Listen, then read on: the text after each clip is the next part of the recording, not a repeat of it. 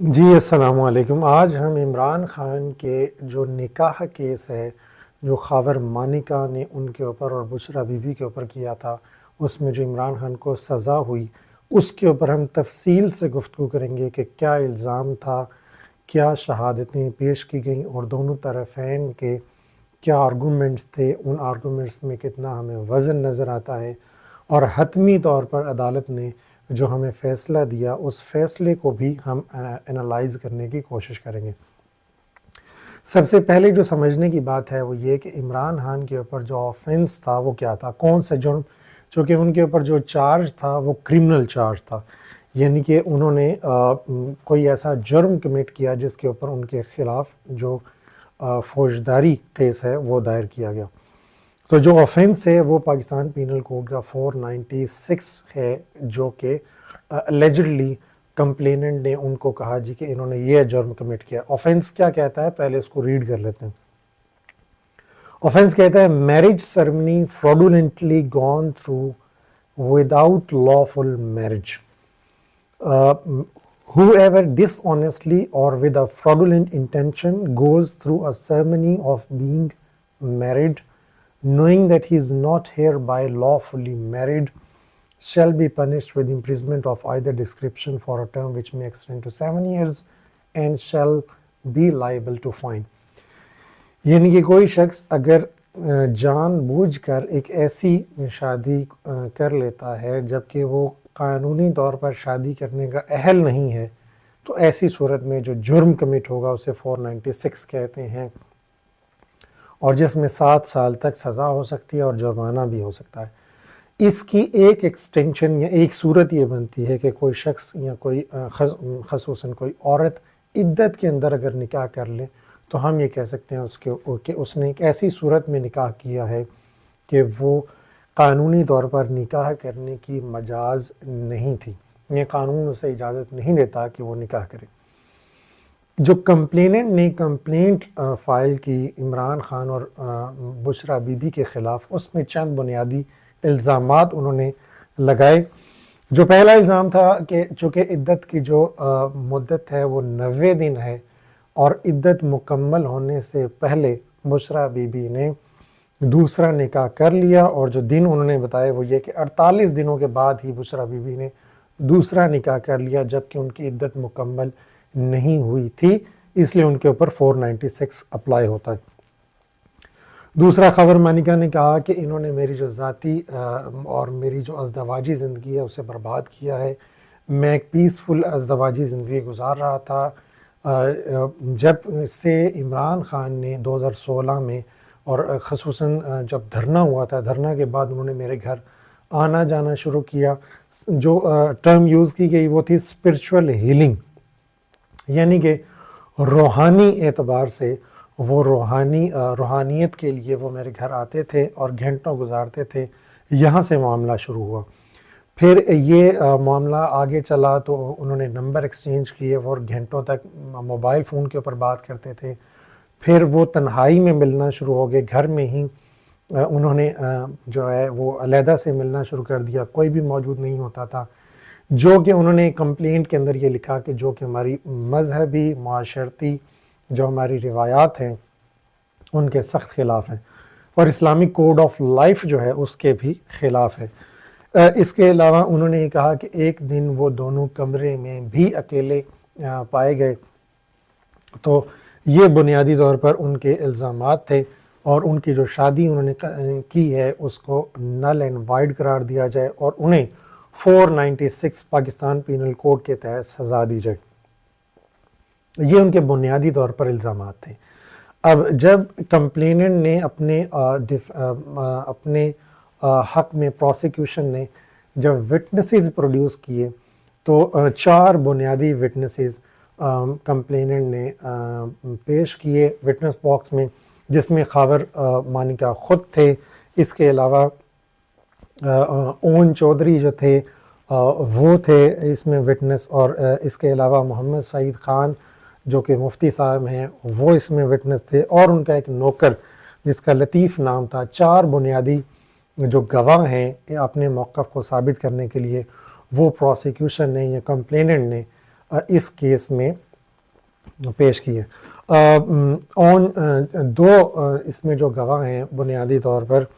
ان کو ویڈیو بھی دکھائی گئی۔ جب اون چودھری، سب سے پہلے خاور مانیکا سے شروع کر لیتے ہیں۔ خاور مانیکا جب گواہی دینے کے لیے باکس میں تشریف لائے تو ان کو ایک USB میں ایک ویڈیو چلائی گئی جس میں ان کا یہ بیان چلایا گیا کہ آپ خود فرما رہے ہیں کہ جو عمران خان ہے رسپونڈنٹ نمبر 1 اور respondent number 2 Bushra be be, وہ تو انتہائی نیک سیرت لوگ ہیں، تو آپ اب یہ الزام کیسے لگا سکتے ہیں؟ تو انہوں نے اس کا یہ جواب دیا کہ یہ جو میری گفتگو ہے وہ یقیناً میری بیوی کے بارے میں ہے، اور تب یہ تمام واقعات نہیں پیش آئے تھے، تو ہر شخص جو ہے وہ اپنی بیوی کے بارے میں اسی طرح کے ہی ریمارکس دیتا ہے۔ اسی طرح مفتی سعید جب وٹنس باکس میں لائے تو ان کو بھی USB میں ان کا ایک بیان دکھایا گیا جس میں انہوں نے ان سے یہ پوچھا گیا کہ آپ عدت میں کیے گئے نکاح کے اوپر پہلے جو موقف دے رہی ہیں اپنی ویڈیو کے اندر، اس میں آپ یہ کہہ رہے ہوں گے کہ نکاح جو ہے وہ تو فاسد ہو جاتا ہے، تو اب آپ کیسے یہ موقف اختیار کر سکتے ہیں اور 496 کے حق میں گواہی کیسے دے سکتے ہیں؟ جس کا انہوں نے یہ جواب دیا کہ جب نکاح ہو رہا تھا تو مجھے ان کی بہن نے، بشرا بی بی کی بہن نے یہ یقین دلایا کہ یہ قانونی طور پر نکاح کرنے کی مجاز ہیں اور تمام قانونی لوازمات مکمل کر لیے گئے ہیں۔ دوسری بات جو انہوں نے کہی وہ یہ، انہوں نے کہا کہ عدت میں کیے گئے نکاح کے اوپر مختلف صورتیں پیدا ہو سکتی ہیں، فاسد کے یا باطل کا جو معاملہ ہے اس کو ہم نے مزید کورسپونڈنس آف ایویڈنس کے ساتھ ہمیں اسٹیبلش کرنا پڑے گا، پھر ہم یہ طے کریں گے کہ نکاح فاسد ہوگا یا نکاح باطل ہوگا۔ اور اس صورت میں مجھے پہلے جو کیا گیا معاملہ تھا اس کا علم بالکل نہیں تھا۔ نوکر نے یہ بھی یہاں تک بھی کہا کہ میں 35 سال سے ان کے گھر میں سرونٹ ہوں اور اپنی خدمات دے رہا ہوں، اور انہوں نے یہ بھی کہا کہ ایک دن نازیبا حرکات کرتے ہوئے بھی عمران خان اور بشرا بی بی کو اکیلے کمرے میں رینڈ ہینڈڈلی پکڑ لیا گیا۔ یہ ان کے بنیادی جن کے اوپر جرح بھی کی گئی، اور جرح میں عدالت کے حتمی فیصلے کے مطابق کوئی بھی ایسا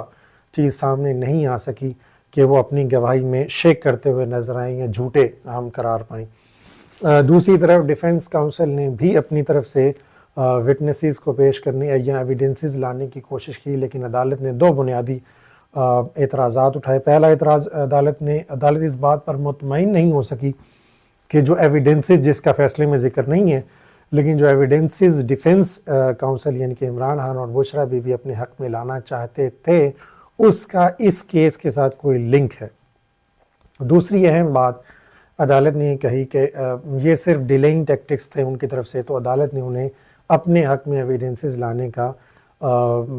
جو حق تھا ان کا ختم کر دیا۔ اور ہمارے یہاں بنیادی طور پر ڈیفنس کاؤنسل اپنے حق میں ایویڈنسز نہیں لاتے، یہ جو برڈن ہے وہ پروسیکیوشن کے اوپر ہوتا ہے کہ وہ اپنا کیس بیونڈ ریزنیبل ڈاؤٹ ثابت کرے۔ ان کے بنیادی طور پر جس نے الزام لگایا ہوتا ہے اس نے یہ ثابت کرنا ہوتا ہے کہ جی یہ میرے پاس ایویڈنسز یا وٹنسز ہیں اور اس بیس کے اوپر میں اپنے الزام کو ثابت کروں گا۔ ڈیفنس کاؤنسل نے جو فائنل آرگومنٹس دیے وہ آرگومنٹس انٹرسٹنگ تھے۔ اس میں پہلا آرگومنٹ جو انہوں نے یہ قرار دیا کہ جو 496 ہے اس میں مینز ریا کا ہونا ضروری ہے، جبکہ کمپلیننٹ نے کہیں پر یہ ذکر نہیں کیا کہ جو ان کی انٹینشن تھی وہ ایک گلٹی مائنڈ تھا، یعنی کہ بدنیتی پر مبنی یہ نکاح تھا، جبکہ ایسا کوئی بھی انگریڈینٹ مینشن نہیں کیا گیا، تو 496 اٹریکٹ ہی نہیں ہوتا۔ یعنی کہ یہ سمجھ لیں کہ تمام جزیات کو اگر ملا لیں، کمپلیننٹ کی جو کمپلینٹ تھی، جو ان کا الزام تھا، اس کو اگر ہم ملا لیں تو 496 کا جرم بنتا ہی نہیں۔ اس جرم کے بننے کے لیے بنیادی طور پر ڈس آنیسٹلی یا فراڈولنٹ انٹینشن کا ہونا ضروری ہے، جس کی وضاحت جب ججمنٹ لکھی عدالت نے تو اس میں فیصلے میں بھی انہوں نے کیا ہے۔ دوسرا آرگومنٹ جو ڈیفنس کاؤنسل کا تھا وہ یہ تھا کہ اون چودھری صاحب چونکہ پولیٹیکل اپوننٹ ہیں اس کیس میں، تو اس لیے اب وہ جو ہے عمران خان کے خلاف گواہی دے رہے ہیں، تو ان کی گواہی جو ہے وہ قابل قبول نہیں ہونی چاہیے۔ تیسری بات جو انہوں نے کہی وہ یہ تھی کہ جو کمپلیننٹ ہے وہ 6 سال کے ڈیلے کے بعد اب وہ عدالت میں آیا ہے ریلیف لینے کے لیے، جبکہ کرمنل کیسز میں it is very fatal even though some times 24 hour delay is also fatal in the criminal cases. تیسری بات جو انہوں نے کہی، انہوں نے سپریم کورٹ کے ایک فیصلے کا بھی حوالہ دیا جو کہ بنیاد 1992 کا شاید ایک فیصلہ ہے، جس میں انہوں نے یہ کہا کہ سپریم کورٹ نے قرار دیا کہ جو عورت کی عدت ہے وہ اصل میں 39 days ہے، تو یہاں پہ تو نکاح ہی 48 days کے بعد ہوا ہے، تو کوئی ایسا آفینس جو ہے وہ نہیں بنتا۔ یہ چند بنیادی ان کے آرگومنٹس تھے۔ عدالت نے فیصلہ دیتے ہوئے تفصیل سے جب گفتگو کی تو جو ڈیفنس کے آرگومنٹس تھے،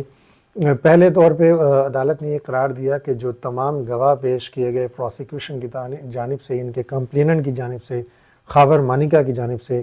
وہ اپنی گواہی کے اندر قائم رہے اور وہ بالکل شیک نہیں کیا، وہ جھوٹے ثابت نہیں ہوئے، تو پروسیکیوشن نے اپنا جو کیس ہے وہ ثابت کر دیا ہے۔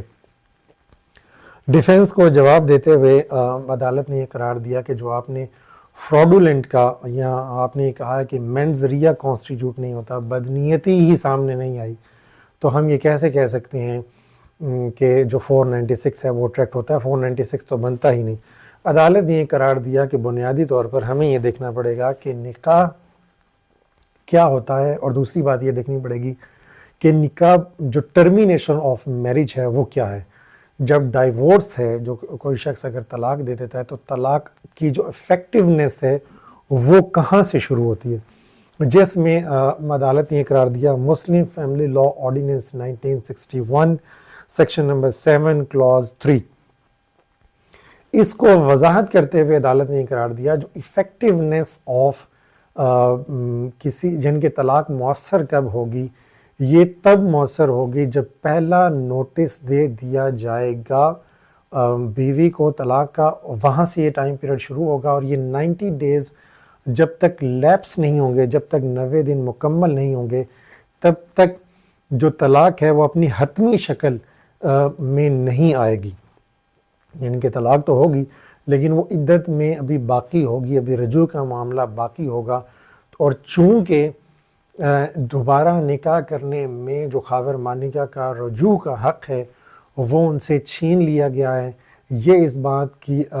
ثابت کرتا ہے کہ یہ جو نکاح ہے یہ بدنیتی پر مبنی ہے۔ اور جو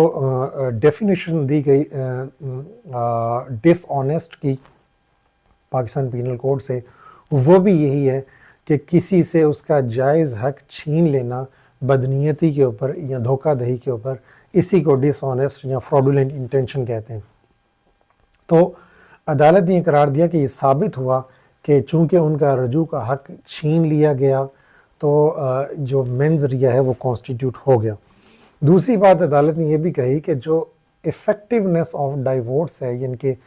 جو طلاق ہے وہ اپنی حتمی شکل اختیار نہیں کرتی، اس کے اوپر عدالت نے مختلف ججمنٹس دیتے ہوئے CLC 2017-16 کا حوالہ دیتے ہوئے عدالت نے یہ قرار دیا کہ عورت کا جو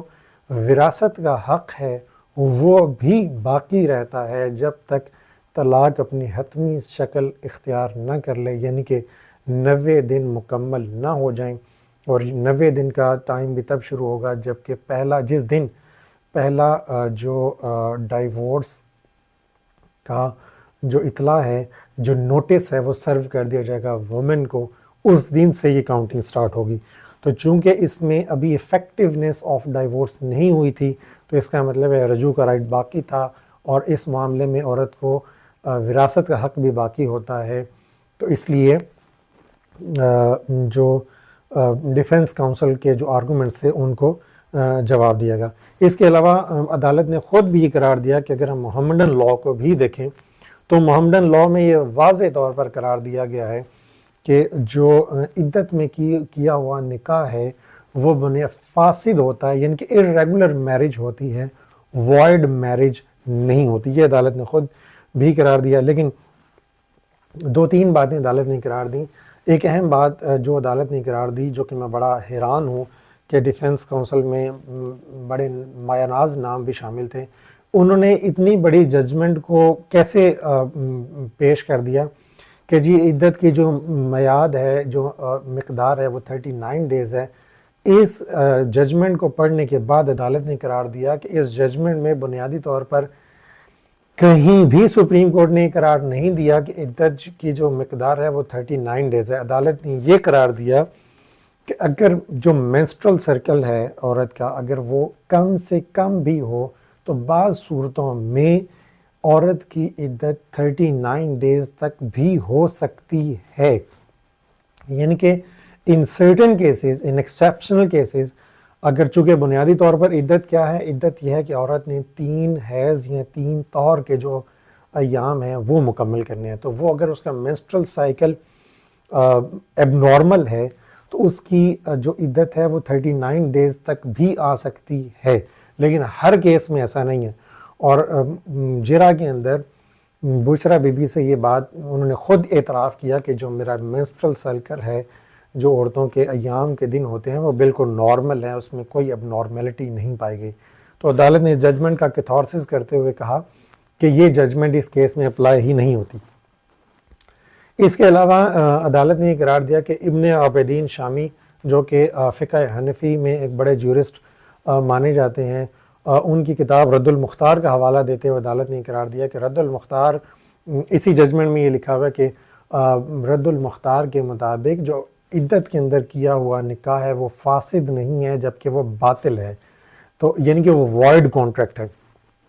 تو اسی پروسیکیوشن نے اپنا کیس بھی ثابت کر دیا، تمام حوالے بھی دے دیے. تو عدالت اس حتمی نتیجے پر پہنچی کہ چونکہ جرم ثابت ہو چکا ہے اور انہوں نے جرم کمٹ کیا ہے اور اس کی جو ازدواجی زندگی ہے اس کو نقصان پہنچا ہے، اس لیے 496 میٹ کرتا ہے. تو عمران خان اور بشرا بی بی کو جو سزا ہے وہ 7 سال کی سنا دی گئی اور 5 لاکھ روپے جرمانہ بھی کیا گیا. یہ تو تھا بریفلی انالیسز، یعنی کہ یہ فیکٹس تھے جو ہم نے پیش کر دیے کہ جو کیس کے اندر ہوا.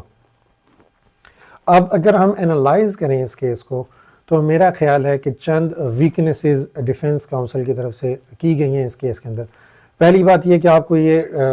جو اتھارٹی آپ نے کوٹ کی، جو سپریم کورٹ کا فیصلہ آپ نے کوٹ کیا، یہ کوٹ کرنے کی ضرورت ہی نہیں تھی. یا تو آپ نے یہ فیصلہ پڑھا ہی نہیں، یا پھر آپ کو یہ علم ہی نہیں تھا کہ جو 39 ڈیز ہم دے رہے ہیں وہ ایکسیپشنل کیسز میں ہوتا ہے، ہر صورت میں ایسا نہیں ہوتا ہے. یا پھر پہلے آپ پلی لے لیتے کہ جو ہمارا جو مینسٹرل سائیکل ہے وہ ایب نارمل ہے، لیکن وہ بھی اتنا ہیلپ فل ٹول نہ ہوتا چونکہ عدالت جو ہے وہ میڈیکل بورڈ کی طرف چلی جاتی. دوسری بات یہ کہ جو ڈیفنس کونسل ہے وہ مزید ایمفسس کر سکتی تھی کچھ پوائنٹس کے اوپر، جو کہ میں نے نہیں دیکھا ججمنٹ میں، ایسا کوئی نظر نہیں آیا کہ جس کے اوپر ان کو کرنا چاہیے تھا. پہلا یہ کہ ان کو یہ لازمی اس بات کے اوپر زیادہ ایمفسس کرنا چاہیے تھا کہ جو اون چودھری ہے اس کی گواہی قابل قبول نہیں ہو سکتی، چونکہ اب وہ جو کرنٹلی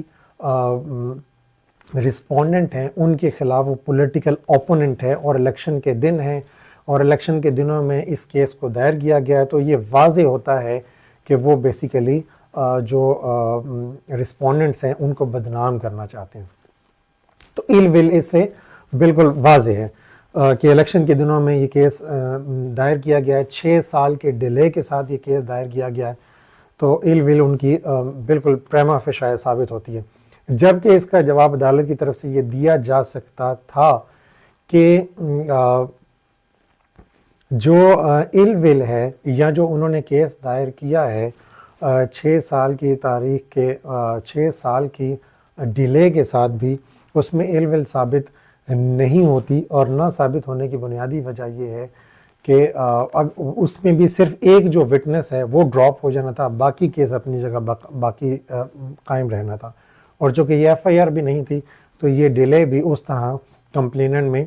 یوزفل نہیں ہو سکتا as compare to F I R. جبکہ میں حیران ہوں کہ جو ڈیفنس کونسل ہے، دیر آر ملٹیپل ججمنٹس ایسی اویلیبل ہیں جس میں یہ قرار دیا گیا لاہور ہائی کورٹ کی، سندھ ہائی کورٹ کی، جس میں قرار دیا گیا ہے کہ جو نکاح عدت میں کیا جائے تو وہ فاسد نکاح ہوتا ہے، باطل نکاح نہیں ہوتا، جبکہ میں نہیں دیکھ پایا کہ اس میں انہوں نے کوئی بھی ایسا آرگومنٹس دیا ہو۔ تو جو عمران خان کے وکلاء تھے انہوں نے جو دلائل دیے ہیں وہ میرا نہیں خیال اتنے قوی دلائل تھے، ان میں بہت مزید بہتری لائی جا سکتی تھی، خاص طور پہ انہوں نے اتھارٹیز کوٹ نہیں کی۔ اگر آپ پیورلی اسلامک جورسپروڈنس کی اتھارٹیز لیں تب بھی ملٹیپل ایسے آرگومنٹس موجود ہیں جو کہ پیش کیے جا سکتے تھے کہ جو نکاح ایسی صورت میں فاسد نکاح ہوتا ہے، باطل نکاح نہیں ہوتا۔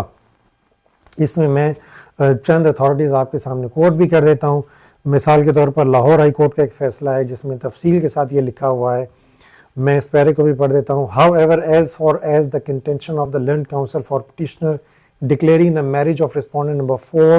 with respondent number 5 as void is concerned, I am not inclined to agree with this contention, because even if the version of the petitioner is considered correct that the respondent number 4 remarried on the very next day of the dissolution of marriage، یعنی کہ ایک شخص نے ایک دن marriage اس کی dissolve ہوئی اور اگلے دن ہی اس نے نکاح کر لیا، تب بھی اس کی جو شادی ہے اسے یہاں پہ تو 48 دن کے بعد کی گئی، اس نے اگلے دن ہی شادی کر لی، اس کو وائڈ قرار نہیں دیا جا سکتا۔ remarried on the very next day of the dissolution of her marriage without observing the period of iddah prescribed by Islam, even then the marriage between respondent number 4 and 5 will be an irregular marriage between the respondent number 4 and 5 will be an irregular marriage and not void as alleged by the petitioner۔ یعنی کہ ایسی صورت میں جو شادی ہے وہ کیا ہوتی ہے، وہ irregular marriage ہوگی، یعنی کہ فاسد نکاح ہوگا۔ کچھ لوازمات اگر مکمل کر لیا جائیں تو وہ نکاح صحیح ہو جائے گا، فاسد کا یہ مطلب ہے۔ باطل کا مطلب یہ ہے کہ کانٹریکٹ سرے سے ہوا ہی نہیں، کانٹریکٹ کی کوئی قانونی حیثیت نہیں۔ فاسد کا مطلب یہ ہے کہ وہ وائڈیبل کانٹریکٹ ہے، یا تو وہ کانٹریکٹ صحیح کی طرف چلا جائے گا یا وہ کانٹریکٹ باطل کی طرف چلا جائے گا، یعنی ختم ہو جائے گا یا صحیح ہو جائے گا۔ تو کچھ لوازمات اگر مکمل کر لیے جائیں تو وہ نکاح صحیح ہو جائے گا۔ تو ان کو پلی یہ لینی چاہیے تھی کہ the minimum could be that it is a irregular marriage۔ تو اس کیس کے اندر یہ بھی ایک بہت اہم پروسیکیوشن کی طرف سے ایک پلی لی گئی کہ اگر پہلا نکاح صحیح تھا بقول آپ کے تو دوسرا نکاح کرنے کی ضرورت ہی کیا تھی؟ دوسرا نکاح کرنے کا مطلب ہی ہے کہ پہلا نکاح آپ نے عدت کے اندر کیا۔ یہ جو کیس میں نے بھی آپ کے سامنے پیش کیا ہے یہ 2021 کا لاہور ہائی کورٹ کا فیصلہ ہے، امیر بخش ورسز ایڈیشنل سیشن جج، یہ فیصلہ موجود ہے۔ اس کے علاوہ سندھ ہائی کورٹ کا ایک بڑا ہی اہم فیصلہ ہے جس میں سندھ ہائی کورٹ نے 3 مختلف ایکسپرٹس کو اپوائنٹ کیا کہ وہ ہمیں اس کیس کے اندر مدد دیں کہ اس کیس کے اندر کیا ہوگا۔ اس میں بھی یہی معاملہ تھا کہ عدت کے اندر نکاح تھا۔ تینوں مولانا عبد القادر آزاد نے، اس کے علاوہ ایک ایڈوکیٹ تھے مسٹر عابد حسن منٹو ایڈوکیٹ، ٹھیک ہے، اور اس کے علاوہ تینوں نے یہ قرار دیا کہ جو عدت کے اندر کیا ہوا نکاح ہے، تینوں نے اپنی جو ایکسپرٹ اوپینین ہے وہ یہی دی عدالت کو کہ جو ایکسپرٹ جو عدت کے اندر کیا ہوا نکاح ہے وہ فاسد نکاح ہوتا ہے، باطل نکاح نہیں ہوتا۔ اس کیس کا ٹائٹل بھی میں آپ کو بتا دیتا ہوں، یہ بھی اتھارٹی نہیں پیش کی گئی اور آئی ڈونٹ نو یہ پلی کیوں نہیں لی گئی۔ یہ بھی بڑا فیمس کیس ہے اور 2022 کا کیس ہے، ٹھیک ہے۔ تو اتنے ریسنٹ ججمنٹس ہونے کے باوجود بھی عدالت کو قائل نہیں کیا جا سکا، اور آئی ڈونٹ نو کہ کیوں۔ اور انٹرسٹنگلی جو اتھارٹی ڈیفنس نے اپنے حق میں پیش کر دی ہے اس میں تو خود وضاحت کرتے ہوئے لاہور ہائی کورٹ نے یہ جگہ قرار دیا کہ یہ جو آپ کہہ رہے ہیں کہ Allah Dad versus Mukhtar and others 1992 SCMR 1273، اس میں سپریم کورٹ نے جو عدت ہے وہ 39 ڈیز قرار دے دی ہے کہ جی عورت کی جو عدت ہے وہ 39 ڈیز یعنی کہ 39 دن ہوگی۔ یہ بالکل غلط ہے۔ اس کے اندر جو سپریم کورٹ نے لکھا ہے وہ یہ ہے کہ remarriage of a woman requires a period of عدہ for 39 days. The period of iddat laid down by the Holy Quran is not 90 days. It is rather than 3 period of menstruation which do not necessarily extend to 90 days. یعنی کہ عدت کی جو میعاد ہے وہ 39 دن بھی ہو سکتی ہے. قرآن مجید نے یہ قرار نہیں دیا کہ عدت کی جو مقدار ہے وہ 90 دن ہے.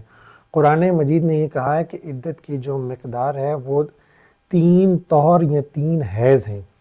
یعنی کہ جو مینسٹرل سرکل ہوتا ہے وہ 3 مرتبہ مکمل ہوگا عورت کا تو اس کی عدت مکمل ہو جائے گی, جو کہ عمومی حالات میں اگر مینسٹریشن نارمل ہے تو وہ 90 دن ہوتی ہے. ٹھیک ہے. According to Hanafi jurists, the minimum period of menstruation is 3 days and minimum period of طہر is 15 days. اور حنفی ڈاکٹرائن کو اگر ہم دیکھیں تو menstruation جو ہے وہ کسی عورت کی کم سے کم 3 دن ہو سکتی ہے اور زیادہ سے زیادہ 15 دن ہو سکتی ہے. تو in the light of these principles, the minimum period of عدت may 39 days, may 39 days 39 دن تک ہو سکتی ہے, ہوتی نہیں ہے. ہر صورت میں 39 دن نہیں ہوتی, ایکسیپشنل کیسز میں, سرٹن کیسز میں 39 دن ہوتی ہے. Because this is the period in which it is possible for a woman to have 3 menstruation with 2 intervening period of purity. تو اس میں اس کے جو 3 menstruation circle ہیں وہ پورے ہو سکتے ہیں. تو میں حیران ہوں کہ یہ اتنا بڑا بلنڈر جو ہے وہ اس کیس میں کیسے کر دیا گیا. اس کے علاوہ اگر ہم یہ بھی میں آپ کو یہاں پر بتاتا چلوں, جو پرانے فیصلے ہیں پرانی عدالتوں کے, مطلب 1950s میں یا 60s 70s میں ایسے فیصلے بھی موجود ہیں ہائر کورٹس کے, جس میں انہوں نے قرار دیا کہ عدت میں کیا ہوا نکاح باطل نکاح ہے. لیکن جو ریسنٹ ججمنٹس ہیں, جو ابھی کے فیصلے ہیں, جو ماڈرن جوریسپروڈنس ہے, وہ یہ ہے کہ عدت میں کیا ہوا نکاح فاسد ہے, irregular میرج ہے, void میرج نہیں ہے. اگر ہم ڈفرینٹ اسلامی کتابوں کا بھی حوالہ اگر دیکھیں تو آپ کو اس میں اس کی جوریسپروڈنس مل جائے گی. آپ بے شک جو ہے وہ بدایت المجتہد و نہایت المقتصد پڑھ لیں. ٹھیک ہے. اس کے علاوہ آپ بے شک جو ہے وہ دوسری کتب دیکھ لیں, الفقہ الاسلامی وادلتہ دیکھ لیں, اس میں بھی آپ کو یہ تمام چیزیں مل جائیں گی. اب بنیادی طور پر یہ دیکھ لیتے ہیں کہ اصل میں قرآن و حدیث اس معاملے میں کیا کہتی ہے کہ عدت کے اندر اگر کوئی شخص نکاح کر لے تو جو اصل primary source of Islamic law ہے وہ کیا کہتا ہے. تو جو پرائمری سورسز ہیں قرآن اور حدیث وہ اس معاملے میں خاموش ہیں, تو ہمیں سیکنڈری سورسز کی طرف جانا پڑے گا. یعنی کہ قرآن مجید خود اور احادیث بظاہر اس معاملے میں ہمیں کوئی حکم دیتا ہوا نظر نہیں آتا. تو سیکنڈری سورسز میں ہمیں قول صحابی میں اس کی مثال ملتی ہے. قول صحابی یعنی کہ آثار, جس کو ہم شریعہ کی لینگویج میں آثار بھی کہتے ہیں, یعنی کہ جو ایسے واقعات جو صحابہ کے دور میں پیش آئے اس میں صحابہ نے کس رول کو اپلائی کیا, وہاں سے ہمیں اس کی روشنی ملتی ہے. میں بنیادی طور پر آپ کو ایک واقعہ جو حضرت عمر کے دور میں پیش آیا اس میں ہمیں اس کا جو بنیادی رول ہے وہاں سے ہمیں ڈرائیو ہوتا ہوا نظر آتا ہے. بنیادی طور پر کہ عدت میں نکاح کرنے کے سلسلے میں ابن شہاب, سعید بن مسیب اور سلیمان بن یسار سے روایت ہے کہ طلحہ بن عبداللہ کی بیٹی رشید ثقفی کے نکاح میں تھی. رشید ثقفی نے ان کو طلاق دے دی. یعنی کہ ایک جوڑا تھا طلحہ بن عبداللہ اور رشید ثقفی, اور طلحہ بن عبداللہ نے رشید ثقفی کو طلاق دے دی. تو عدت میں ابو سعید بن منبع یا ابو الجلاس بن منبع نے ان کی بیٹی سے نکاح کر لیا. یعنی کہ رشید ثقفی جو خاتون تھیں ان کی ابھی عدت مکمل ہی نہیں ہوئی تھی کہ ابو سعید بن منبع نے ان سے نکاح کر لیا. یہ معاملہ جب حضرت عمر کے پاس آیا تو حضرت عمر نے ابتداً جو اس کا فیصلہ دیا وہ یہ تھا کہ دونوں میں عدالت کے تھرو تفریق کروا دی جائے گی. پہلا بنیادی حکم جو ہے اس میں کہ اگر کوئی عورت عدت کے اندر نکاح کر لیتی ہے تو اس کو تفریق کر دیں گے, ہم الگ کر دیں گے. اگلا سوال یہ ہے کہ جب عدت کے اندر اس نے نکاح کیا تو نکاح کے بعد مباشرت ہوئی یا نہیں ہوئی, انٹر کورس ہوا یا نہیں ہوا. حضرت عمر نے یہ قرار دیا کہ اگر انٹر کورس ہوا تو وہ پہلی عورت کی بھی عدت، پہلے شوہر کی بھی عدت مکمل کرے گی چونکہ اس نے عدت کے اندر ہی نکاح کر لیا تھا، اور دوسرے شوہر کی بھی عدت مکمل کرے گی، اور اسے دوسرے شوہر کے ساتھ نکاح کرنے کی بالکل بھی اجازت، یعنی کہ وہ ساری زندگی دوسرے شوہر کے ساتھ نکاح نہیں کر سکے گی دوبارہ۔ جب حضرت علی کو اس کا علم ہوا تو حضرت علی نے اس کو ناپسند فرمایا، اور حضرت علی نے یہ قرار دیا کہ اگر کوئی عورت عدت کے اندر نکاح کر لیتی ہے تو یہاں تک بات ٹھیک ہے کہ عدالت دونوں کی تفریق کروا دے گی، یعنی کہ میرج کو ڈیزالو کر دے گی، لیکن اگر اس شوہر نے انٹر کورس نہیں کیا، مباشرت نہیں کی، تو عدت مکمل کرنے کے بعد وہ عورت حق رکھتی ہے کہ اسی شخص کے ساتھ دوبارہ نکاح کر لے، یعنی کہ دوسرے شخص کے ساتھ جس کے ساتھ اس نے عدت کے اندر نکاح کیا تھا اسی کے ساتھ وہ نکاح کر لیتی ہے، لیکن پہلے وہ اپنی عدت مکمل کرے گی۔ اگر اس نے انٹر کورس کر لیا ہے یعنی کہ مباشرت مکمل کر لی ہے، تو جو دوسرا شوہر ہے جس کے ساتھ اس نے عدت کے اندر نکاح کیا ہے وہ اس کو حق مہر بھی دے گا۔ اچھا، حق مہر لینے کے بعد دوبارہ میرج ڈیزالو کر دی جائے گی، اور وہ پہلے کی عدت بھی مکمل کرے گی اور پھر دوسرے کی عدت بھی مکمل کرے گی، اور پھر وہ دوسرے شوہر کے ساتھ جس کے ساتھ پہلے اس نے عدت میں مکمل کر لی تھی، عدت میں شادی کر لی تھی، اس کے ساتھ وہ نکاح کرنے کی حقدار ہوگی۔ اور یہ بھی روایات میں موجود ہے کہ حضرت علی نے حضرت عمر نے حضرت علی کی جو رائے تھی ان کی طرف رجوع کر لیا۔ یہ بنیادی واقعہ ہے جو آثار میں ہمیں ملتا ہے، جہاں سے ہم اسے ڈرائیو کرتے ہیں، یعنی کہ بنیادی طور پر میرج کو ڈیزالو کر دیا جائے گا، اور میرج کو ڈیزالو کرنے کے بعد اگر انٹر کورس ہوا ہے تو وہ دونوں کی عدت مکمل کرے گی، اور پھر وہ نکاح کرنے کا اختیار رکھتی ہے دوسرے شوہر کے ساتھ۔ اگر اس انٹر کورس نہیں ہوا تو پہلے جو شوہر ہے اس کی وہ عدت مکمل کرے گی، اور عدت مکمل کرنے کے بعد دوسرے شخص کے ساتھ وہ دوسرے شوہر کے ساتھ شادی کرنے کا حق رکھتی ہے حضرت علی کی رائے کے مطابق۔ اور حنفی فقہا نے بھی، امام محمد نے اور جو باقی امام ابو حنیفہ کے شاگرد ہیں انہوں نے بھی اسی رائے کو اختیار کیا ہے، یعنی کہ جو حنفی جیورسٹ ہیں ان کی بھی رائے یہی ہے۔ یہاں پر ایک بہت اہم بات، آخری بات کرتے ہیں اور اس کو ختم کرتے ہیں، وہ یہ کہ جو پاکستان پینل کوڈ ہے یہ تعزیرات پاکستان ہے، یعنی کہ یہ تعزیرات ہیں، اس میں جو سزائیں ہیں وہ حدود نہیں ہیں، وہ تعزیرات ہیں۔ تعزیر کا مطلب ہے some how discretion of the court اور ڈسکریشن آف دا قاضی، یعنی کہ وہ سزائیں جو قاضی کو اختیار ہے کہ اگر وہ کسی معاملے میں چاہے تو تعذیباً بھی سزا دے سکتا ہے، جو کہ تعزیر کی سزا بعض اوقات موت کی سزا تک بھی قاضی کو اختیار ہے کہ وہ اگر تعزیراً کسی کو سزا دینا چاہے تو وہ دے سکتا ہے۔ تو اس فیصلے کو اگر ہم دیکھیں تو اچھا فیصلہ ہے نسبتاً، لیکن فیصلے کے اندر 6 سال کی جو ڈیلے ہے اسے ایکسپلین کہیں نہیں کیا گیا، اور ڈیفنس کے آرگومنٹس مزید بہتر ہو سکتے تھے۔ عمران خان کے جو وکلاء ہیں انہوں نے بہت اچھے آرگومنٹس اس میں نہیں دیے، اور فیصلہ بھی مزید بہتر لکھا جا سکتا تھا، اور اپیل کے اندر بہت سارے لیکوناز، بہت سارے فلاز موجود ہیں جن کے اوپر پلی لیتے ہوئے اس کیس میں اپیل دائر کی جا سکتی ہے۔ لیکن آخری بات یہ یاد رکھے گا، جو عدالت نے سزا دی ہے وہ کوئی حدود کے ایشو کے اوپر نہیں دی، تعزیر کے اوپر، تعزیر کی سزا ہے، اور تعزیر کی سزا میں قاضی کے پاس یہ اختیار ہوتا ہے کہ اگر وہ چاہے تو کسی شخص کو اس بات کے اوپر بھی سزا دے سکتا ہے کہ عدت کے اندر اس نے نکاح کیوں کیا، لیکن اس کے نکاح کو وہ irregular میرج ہی کنسیڈر کرے گا، اور irregular میرج کو وہ ایکسپلین کرے گا میتھڈ کہ اس میتھڈ کے بعد